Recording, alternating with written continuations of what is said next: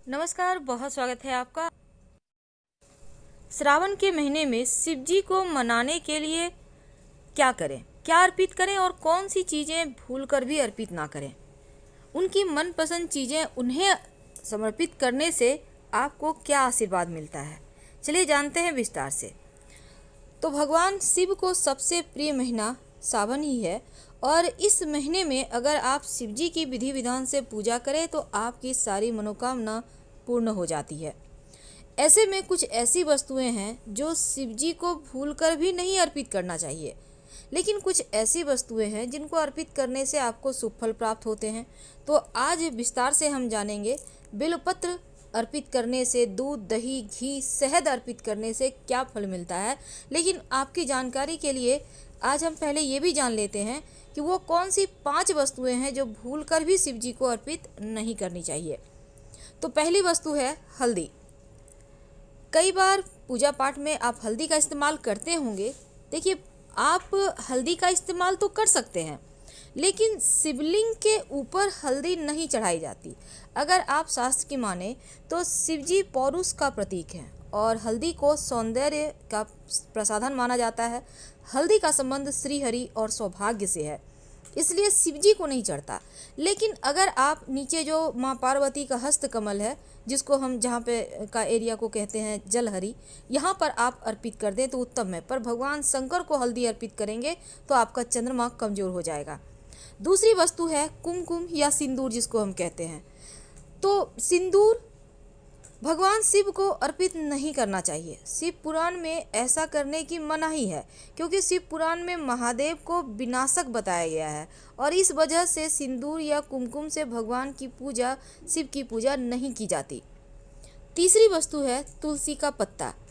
तुलसी के पत्ते के बिना तो हनुमान जी, श्री हरि विष्णु, कृष्ण भगवान यानी विष्णु जी के स्वरूपों को भोग लगाया जाता है, उनके बिना उनकी पूजा अधूरी है। लेकिन भगवान शिव की पूजा में तुलसी का पत्ता वर्जित है। पौराणिक कथा के अनुसार भगवान शिव ने तुलसी के पति असुर जालंधर का वध किया था, जिससे क्रोधित होकर तुलसी ने भगवान शिव को अपने दैवीय गुणों वाले पत्तों से वंचित कर दिया था, इसलिए उन्हें अर्पित नहीं किया जाता। चौथी वस्तु है केतकी का पुष्प और लाल रंग का पुष्प। शिव जी को लाल रंग का पुष्प अर्पित नहीं किया जाता, लेकिन आप विशेष परिस्थिति में शिव जी को अगर लाल गुड़हल का पुष्प अर्पित करें तो शत्रु विरोधी शांत रहते हैं, वो चाहकर भी आपका कुछ बिगाड़ नहीं सकते। तो महादेव की पूजा में लाल पुष्प आप नहीं अर्पित करेंगे बाकी के, लेकिन केतकी का पुष्प, चूँकि केतकी ने झूठी गवाही दी थी, इसलिए शिव जी को केतकी का पुष्प अर्पित नहीं किया जाता। और अंतिम है नारियल का पानी और शंख। चूँकि नारियल को माँ लक्ष्मी का स्वरूप माना जाता है, इसलिए शिव जी का अभिषेक नारियल से बिल्कुल नहीं करना चाहिए। शिवलिंग पर चढ़ाई जाने वाली चीज़ों को ग्रहण भी नहीं किया जाता, लेकिन आप स्वयंभू शिवलिंग और जो पारद शिवलिंग है, इन पर अर्पित किया हुआ आप हर वस्तु को ग्रहण कर सकते हैं। ये अपने आप में बहुत ज़्यादा महत्व रखता है। शंख से जल अर्पित नहीं करना चाहिए शिव जी को, और ना ही शिव जी की पूजा में शंख बजाई जाती है। इस बात का ध्यान रखिएगा। चलिए जानते हैं शिव जी को मनाने के लिए जो आप उनकी प्रिय वस्तु अर्पित करेंगे तो कौन सी वस्तु अर्पित करने से क्या फल मिलेगा, नहीं अर्पित करना चाहिए। आइए हम आपको विस्तार से बतलाते हैं। भगवान शिव की शिवलिंग के रूप में पूजा करने की विधान है और शिव जी तो भोले भाले हैं, बहुत जल्दी प्रसन्न भी होते हैं। 1 लोटा जल से आप मनचाहा वर उनसे प्राप्त कर सकते हैं और ये असर भी दिखाता है। सावन के सोमवार में कुछ नहीं भी है आपके पास तो 1 लोटा जल अर्पित कर दें, आपको कई गुना अधिक फल मिलते हैं। और शिव जी को जब भी जल चढ़ाइए, दोनों हथेलियों से रगड़िए शिवलिंग को और फिर देखिए कैसे आपकी किस्मत बदलती है। दोस्तों, हल्दी स्त्री कारक है, इसलिए शिवलिंग पर नहीं अर्पित करना चाहिए। साइड में बेदी होता है ना, वहाँ पर अर्पित कर सकते हैं। तेल शिवलिंग पर तांत्रिक क्रिया में अर्पित किया जाता है, इसलिए हम सलाह नहीं देंगे। हाँ, आप दिया जरूर जलाइए। चावल, अक्षत शिवलिंग पे जरूर अर्पित करें और ध्यान रखिएगा टूटा हुआ चावल ना हो, मनोकामनाएं पूर्ण होती है। और चावल पके हुए यानी भात से अभिषेक करने से मांगलिक दोष से मुक्ति मिलती है और ये जीवन में तमाम परेशानियों को अंत करता है।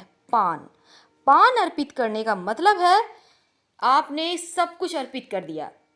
पान को सबसे अंत में अर्पित करना चाहिए। पान और सिंदूर, सिंदूर भी स्त्री कारक है और शिव जी तो ठहरे बैरागी, इसलिए शिवलिंग पर सिंदूर ना लगाएं, बल्कि बेदी जो है माँ पार्वती का स्वरूप है वहाँ पे लगाएं। नारियल, नारियल आप अर्पित तो कर सकते हैं, पर नारियल का पानी शिवलिंग पर अर्पित नहीं करना चाहिए। इस बात का हमेशा ध्यान रखिएगा और इस चीज़ से आप बचिएगा, क्योंकि नारियल बीज स्वरूप होता है।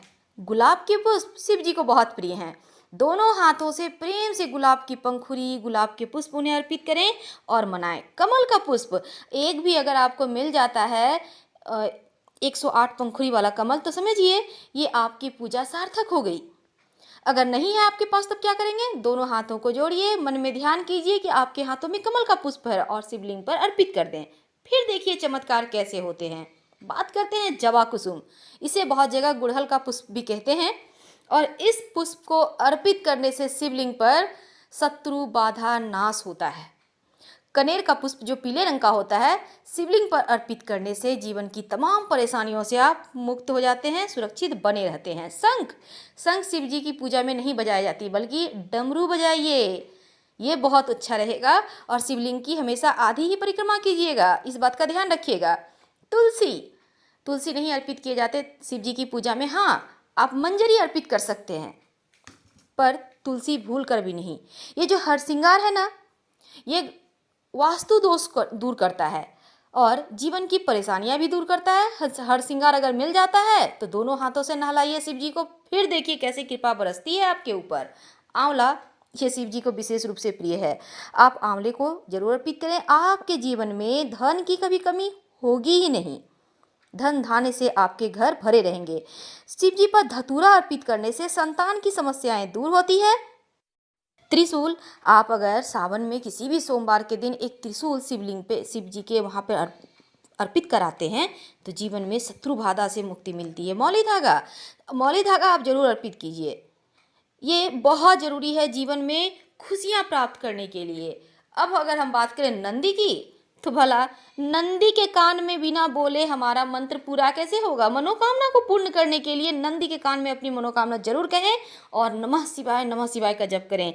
नंदी हमेशा ही शिव जी तक आपकी जैसे भी आप मनोकामना उनसे कहें ना, एकदम सेम टू सेम पहुंचाएंगे। पान का पत्ता अर्पित करना है और पान के पत्ता पे रखिएगा क्या? 2 लौंग, 1 इलायची, थोड़ी सी मीठी चीज़ें जैसे बतासा है, मिश्री है, कुछ मिठाइयाँ हैं और फिर थोड़ा सा मौली धागा, साथ ही साथ एक सिक्का या फिर दक्षिणा रखना मत भूलिएगा, क्योंकि शिव जी की पूजा बिना दक्षिणा की पूरी नहीं होती है। आप अंत में पूजा वूजा करने के बाद दक्षिणा जरूर अर्पित कीजिए। दिया तो आपको जरूर जलाना है, घी का दिया जलाइए, रुई की 2 बातियां डालिए, क्रॉस करती हुई पर जलाइएगा, एक ही सिरा। तुलसी के पत्ते तो बिल्कुल भी नहीं अर्पित करना है, हमने पहले भी बताया। बात करते हैं जनेऊ की। जनेऊ शिव पूजा में अर्पित करना चाहिए। ये भोले भंडारी आपके जीवन में जो आपका सौभाग्य है उसे बढ़ाते हैं। फल के रूप में आप केला अर्पित करें, 2 केला जोड़ा में जब भी अर्पित करें, जोड़ा में 1, 5, 11 बिल्कुल भी नहीं, 2, 4, 6, 8 ऐसे करके अर्पित करें। और सेब में जितने मौसमी फल होते हैं, ऑरेंज है, एप्पल है, तमाम तरह के भी फल हैं बाजार में, सिर्फ नारियल का पानी अर्पित नहीं करना है, बाकी चीज़ें अर्पित कर सकते हैं। और शिवलिंग पर जो चीज़ आपने अर्पित कर दिया उसे प्रसाद के रूप में मत खाइएगा, इस बात का हमेशा ध्यान रखिए।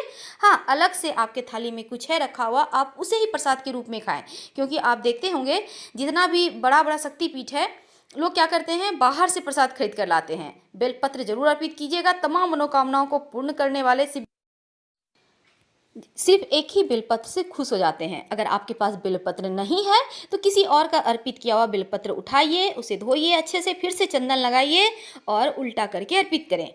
हम आपसे विदा लेते हैं। वीडियो पसंद आए तो लाइक कर सब्सक्राइब करना मत भूलिएगा। धन्यवाद। हर हर महादेव। फिर मिलेंगे।